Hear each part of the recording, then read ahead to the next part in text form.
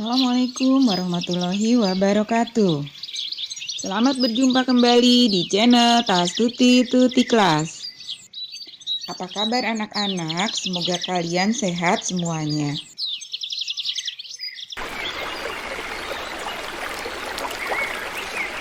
Pada video kali ini, Ibu akan membahas tentang keanekaragaman tumbuhan. Tumbuhan adalah suatu organisme yang memiliki ciri paling utama, yaitu memiliki pigmen yang berwarna hijau yang dinamakan klorofil. Klorofil pada tumbuhan terdapat di beberapa tempat, yang paling banyak terdapat pada daun. Tumbuhan muda atau pada jenis herba, klorofil juga terdapat pada batangnya. Klorofil tidak terdapat tentunya pada akar.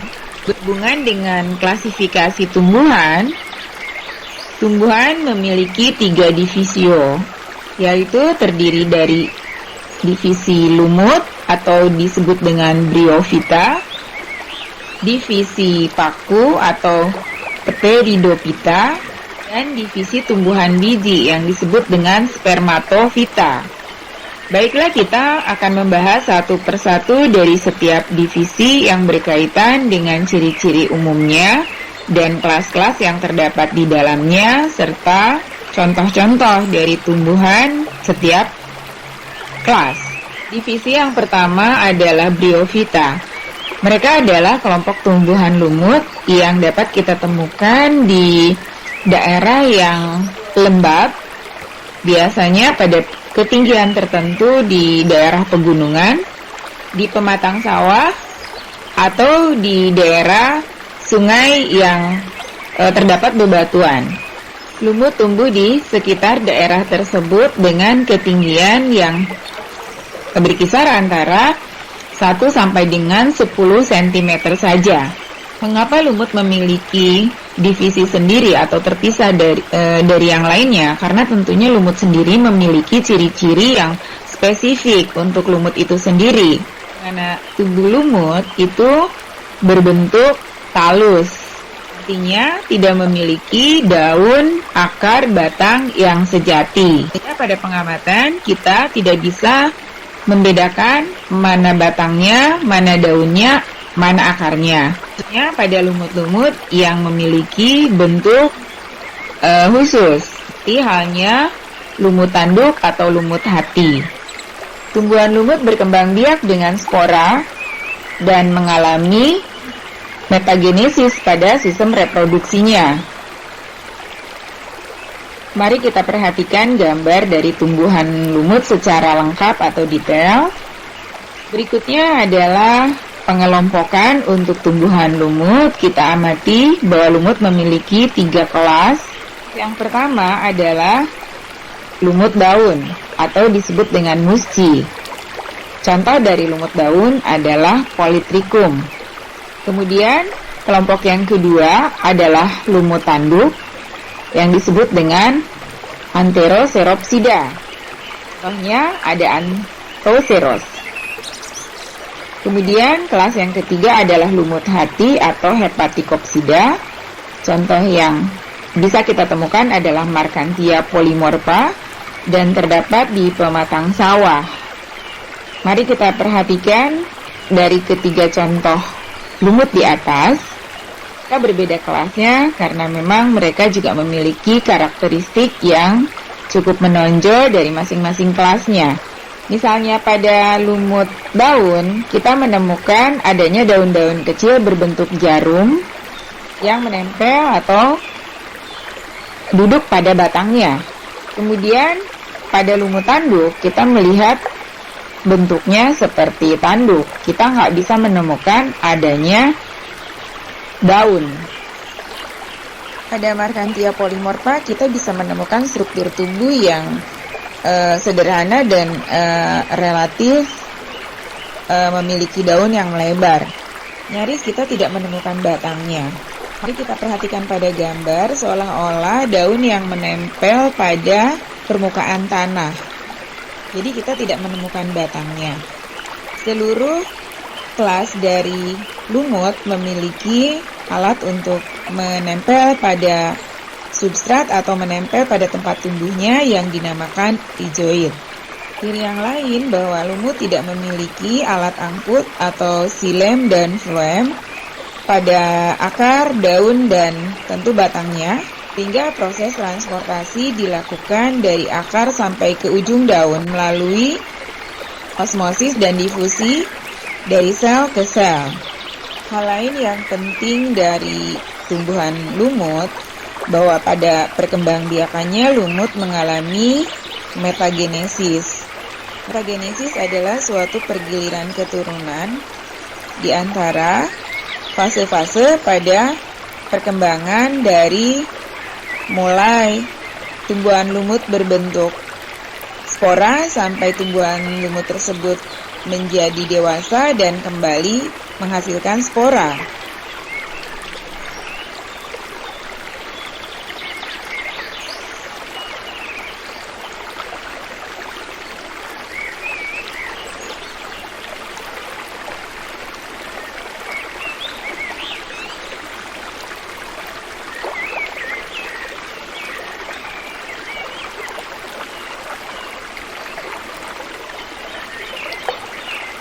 Mari kita amati bagan metagenesis tumbuhan lumut.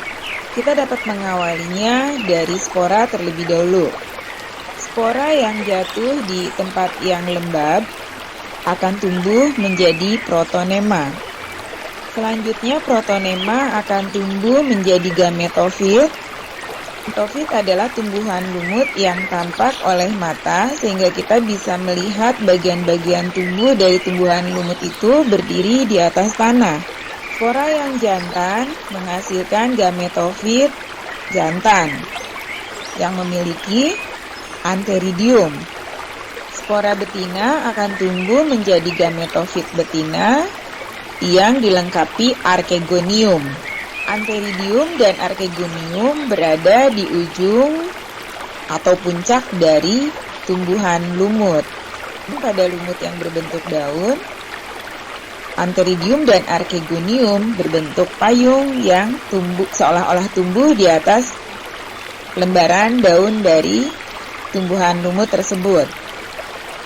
Pada fase ini, antheridium akan menghasilkan spermatozoid dan archegonium akan menghasilkan ovum. Karena lumut tumbuh di atas daerah yang berair atau lembab, maka spermatozoid dapat berenang menuju ke ovum yang terdapat pada archegonium tumbuhan lumut. Pertemuan keduanya menghasilkan zigot. Zigot akan tumbuh menjadi sporofit dan sporofit itu tumbuh di atas tubuh lumut atau di atas gametofit. Jadi pada tumbuhan lumut, sporofit tumbuh di atas gametofit. Bentuk dari sporofit itu seperti yang kita perhatikan atau yang dapat kita lihat berupa sebuah tangkai atau seta yang di ujungnya memiliki sporogonium yang berbentuk kerucut. Bila sporogonium ini mendewasa atau matang, maka sporogonium akan mengeluarkan spora. Selanjutnya, spora yang jatuh di tempat yang lembab akan tumbuh kembali menjadi protonema. Demikian generasi kedua tumbuh dari generasi pertama. Itulah cara tumbuhan lumut berkembang biak.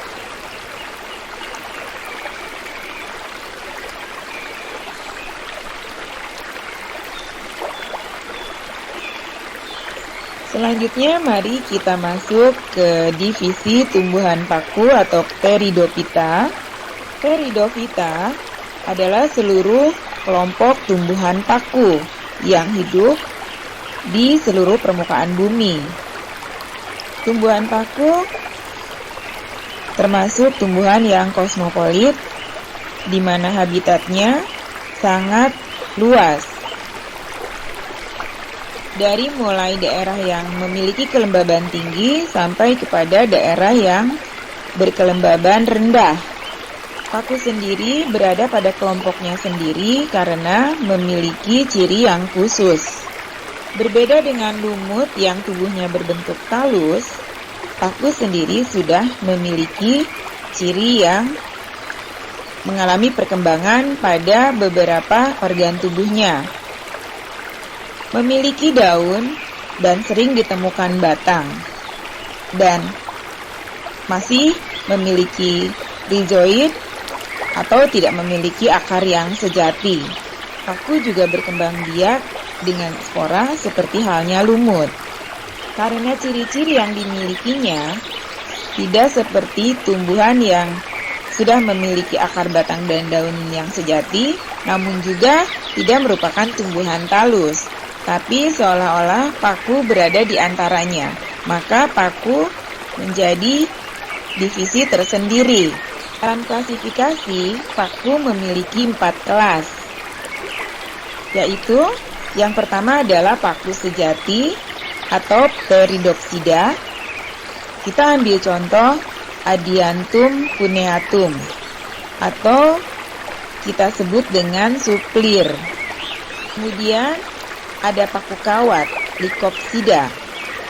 Contoh dari paku kawat adalah Lycopodium epidendrum yang hidup di daerah kawah. Kelas yang ketiga ada paku ekor kuda atau Psilopsida. Contohnya Equisetum debile. Dan kelas yang keempat adalah paku purba atau Psilopsida. Contohnya Psilotum nudum. Jika dilihat dari jenis sporanya, tumbuhan paku dibagi atau dikelompokkan menjadi 2 kelompok, yaitu paku heterospora dan paku homospora. Paku homospora memiliki ukuran spora jantan dan betina sama. Namun paku heterospora memiliki spora yang dimana spora jantannya lebih besar ukurannya daripada spora yang betina. Sebagaimana tumbuhan lumut, tumbuhan paku pun mengalami metagenesis pada tahapan reproduksinya.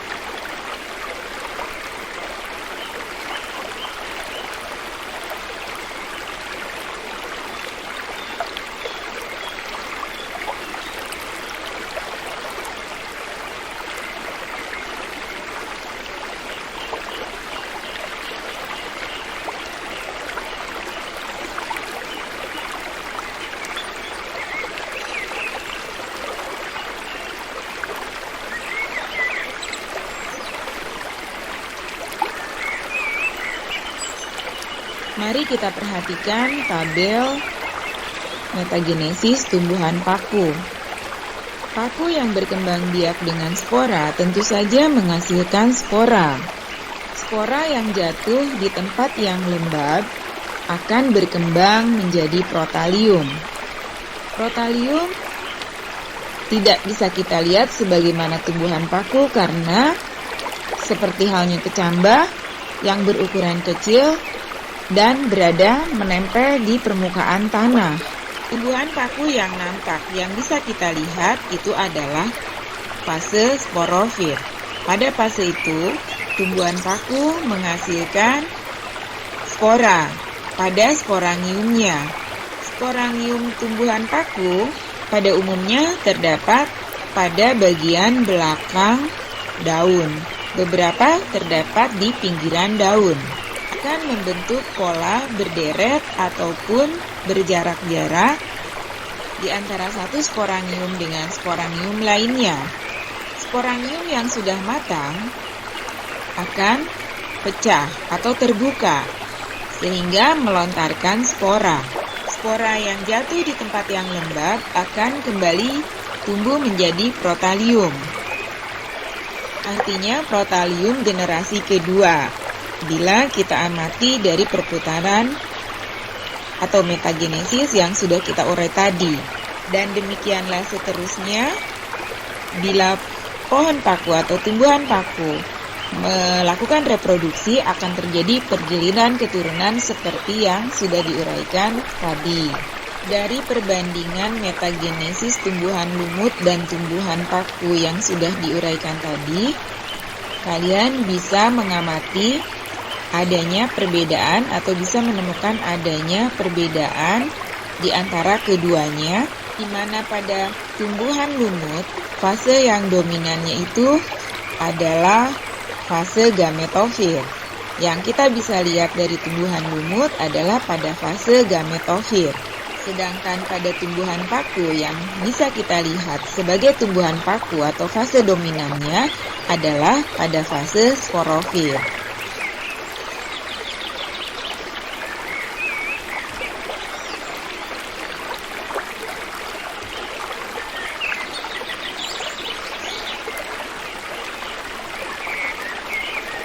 Selanjutnya kita masuk ke divisi yang ketiga, yaitu divisi tumbuhan biji atau dinamakan spermatofita. Mengapa demikian? Karena tumbuhan biji adalah tumbuhan yang menghasilkan biji atau sperma. Sperma adalah biji sebagai alat perkembangbiakan. Itu adalah ciri utama yang dimiliki oleh kelompok spermatofita. Bila kita amati dari struktur tubuhnya, tumbuhan biji atau spermatofita adalah memiliki struktur tubuh yang paling kompleks dibandingkan dengan struktur tubuh lumut ataupun tumbuhan paku. Spermatofita sudah memiliki akar, batang, daun sejati, sehingga kita bisa melihat atau membedakan organ-organ tersebut. Selain cirinya dia berkembang biak dengan menggunakan biji, maka spermatofita memiliki ciri lain adalah memiliki bunga atau runjung atau dinamakan juga strobilus. Bunga dimiliki oleh tumbuhan biji tertutup yang disebut dengan angiospermae. Sedangkan strobilus atau runjung dimiliki oleh tumbuhan yang memiliki biji terbuka yang disebut dengan gimnospermae. Tumbuhan biji tertutup adalah di mana posisi biji ditutupi oleh daging buah. Contohnya buah mangga. Buah mangga memiliki biji yang ditutupi oleh daging buah. Daging buah itu yang biasa kita makan, sedangkan bijinya itu yang biasa kita tanam kembali untuk menghasilkan generasi berikutnya dari buah mangga. Sedangkan tumbuhan biji terbuka, di mana biji tidak ditutupi oleh daging buah. Contohnya kita bisa perhatikan melinjo. Biji melinjo tidak ditutup oleh daging buah, tetapi langsung ditutup oleh kulit biji. Artinya, melinjo memiliki biji yang terbuka karena biji tergeletak di luar tanpa ditutupi oleh daging buah.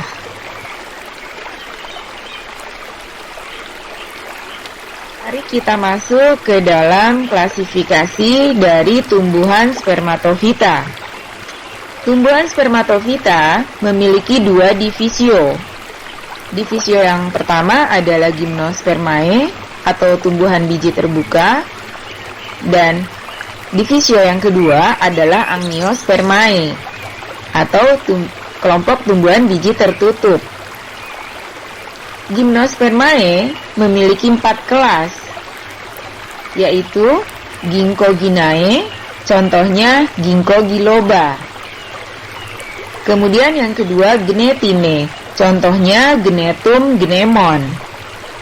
Yang ketiga adalah Cicadeae, contohnya Cichas rumpi. Dan yang keempat adalah Coniferidae, contohnya Agathis alba.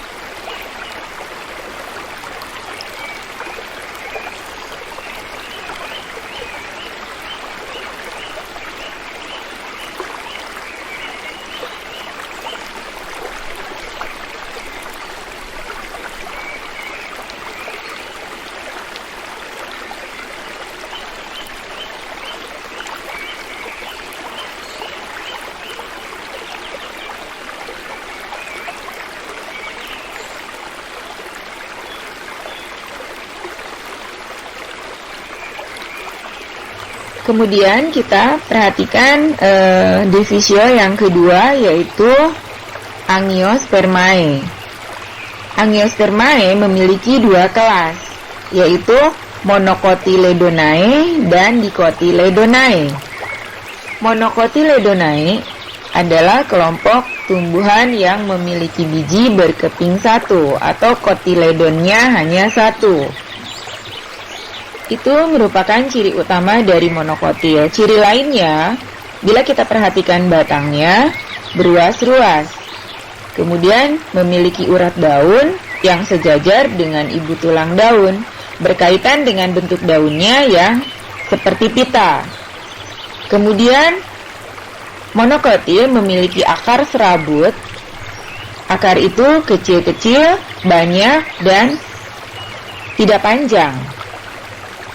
Kemudian dia memiliki bagian bunga berkelipatan 3. Bila dilihat dari struktur dalam batang monokotil, kita akan melihat beberapa ciri yang khas. Di antaranya adalah sebaran dari xilem dan fluem pada seluruh lingkaran batang monokotil apabila dia dipotong melintang. Beberapa contoh monokotil dapat ditemukan di sekitar kita. Contohnya ada tebu, jagung, rumput, padi, dan beberapa tumbuhan palme seperti kelapa dan aren.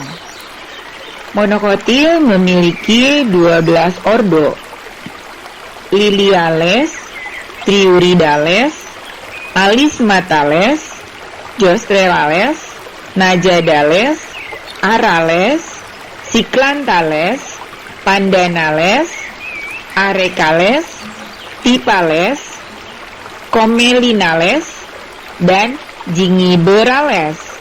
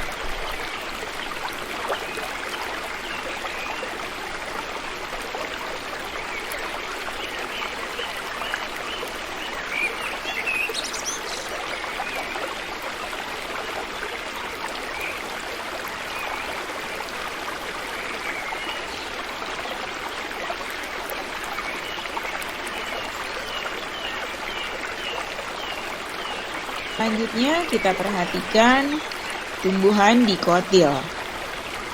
Tumbuhan dikotil memiliki ciri utama biji berkeping 2 atau memiliki 2 buah kotiledon. Batang yang bercabang, urat daun menyirip atau menjari. Bentuk daun bervariasi, ada yang bulat, ada yang oval, ada yang berbentuk jari, jantung, hati, dan lain-lain.